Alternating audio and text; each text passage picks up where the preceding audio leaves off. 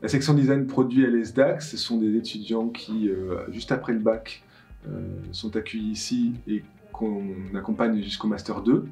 Donc en gros, c'est un bachelor en 3 ans et un master en 2 années, qui a cette particularité d'être au sein d'une école où il y a plusieurs disciplines. On a la mode, on a l'espace, on a le graphisme.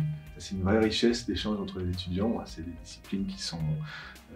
la porosité est super importante pour l'ouverture d'esprit, parce que le monde du travail et le monde réel, ensuite, c'est un monde qui n'est pas cloisonné du tout, qui a la chance d'avoir des professeurs, des enseignants, qui sont des designers, qui sont tous des professionnels, qui exercent encore, donc il y a un pied dans le métier, un métier qui évolue très vite, donc ça c'est, pour le réalisme de la formation, c'est un vrai plus. Alors, les cours sont organisés de la manière suivante. Toutes les matières servent à donner des compétences différentes qui vont toutes converger vers ce qu'on appelle le projet design. Ces matières, elles sont par exemple la techno, dans laquelle on apprend à connaître les matériaux et les procédés de mise en œuvre, les procédés de fabrication, mais pas seulement, à les connaître d'une part, à les reconnaître ensuite dans certains objets, et ensuite, et c'est le but ultime, à savoir les utiliser, à savoir pourquoi le designer dans son projet va faire tel ou tel choix en conscience, avec une intention forte. De la même manière, on a de la culture design qui permet de connaître les différents mouvements artistiques d'une part et les différents courants de pensée qui ont jalonné la production humaine depuis même avant la révolution industrielle.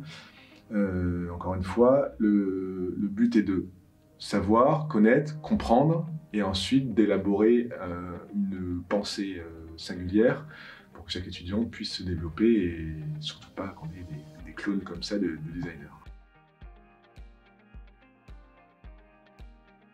Les objectifs de la formation, c'est d'abord de donner les bases et les fondamentaux du processus créatif du design produit par l'expérience, en pratique, que ce soit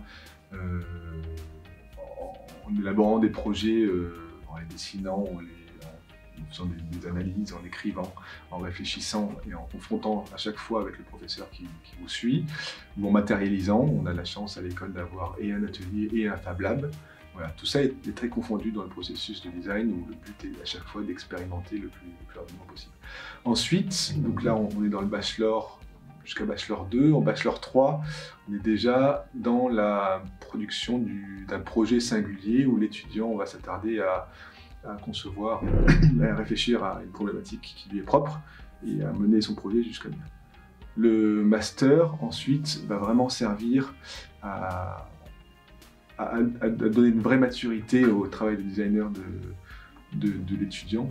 Le but est de se confronter ici à des problématiques beaucoup plus larges, à des enjeux tout à fait contemporains du design, qui sont certes le design industriel, mais aussi du design de service, et être capable d'appréhender des problématiques vraiment en phase avec ce qu'est le métier aujourd'hui.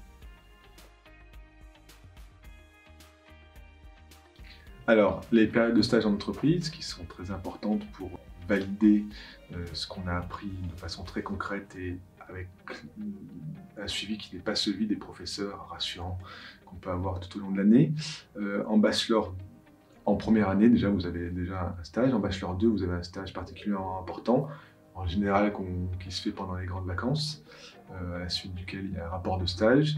Et tout ça, avec le projet professionnel, sera important pour le diplôme. Et ensuite, en master, encore une fois, une spécificité de l'école, on a beaucoup d'étudiants qui sont en alternance. Donc on a réussi à trouver un rythme qui permet non seulement de continuer vraiment la scolarité, d'apprendre, de faire gagner en force les acquis des étudiants, mais en plus de leur expérience professionnelle, parce qu'ils ont un pied dans l'entreprise, se transforment souvent à un emploi ou en tout cas les aides dans ce sens-là.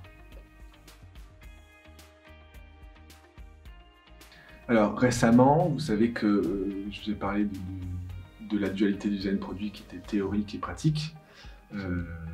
Les deux sans distinction. Avec les événements récents, on a pu continuer à avoir une pratique une pratique, à savoir un sujet où il fallait élaborer une chaise à partir de tasseaux de bois en pin, assez fins pour que si on ne fasse rien de spécial, les choses se cassent. Structurellement, ça ne suffit pas. Donc on est obligé d'avoir une pensée mécanique élaborée et en même temps quelque chose d'artistique parce qu'il y a une vraie poursuite pour l'étudiant par la pratique, par la recherche comme ça, par les mains et la matière, d'un univers qui lui est propre. On a réussi à faire ça pendant le confinement. Les étudiants ont joué le jeu. Plus que jouer le jeu, ça leur a fait énormément de bien de se concentrer sur un projet qui est très concret, dont on voit les avancées. Et les réussites, les projets, je trouve, étaient tout à fait intéressants. Les résultats, tout à fait intéressants.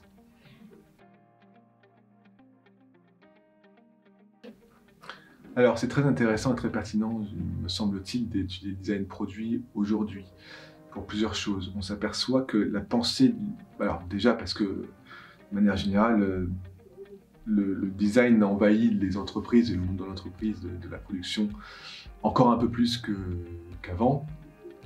Déjà maintenant très établi, même en France depuis un bon moment. Mais en plus de ça, on voit que déborde comme ça sur des domaines où on ne l'attend pas trop. On voit qu'il y a des réflexions sur la mise en place des politiques publiques qui sont faites par des designers produits, plus que par tout autre designer. Pourquoi? Parce que je pense que la façon de penser, la façon de voir le monde du designer est tout à fait en phase à ce dont on a besoin aujourd'hui. Donc de façon plus concrète, un designer, quand il sort de notre cursus, peut exercer dans une agence, dans un bureau de design intégré à une entreprise, peut se mettre à son compte et être indépendant. On forme les étudiants pour qu'ils aient une réelle autonomie et une vraie connaissance aussi, c'est des choses très concrètes de comment élaborer un contrat, comment trouver un client, quels sont les pièges à déjouer au début, comment prospecter, comment établir cette clientèle. Ou alors, comme je le disais, des entreprises un peu plus associées à des pôles recherche et développement, des choses comme ça,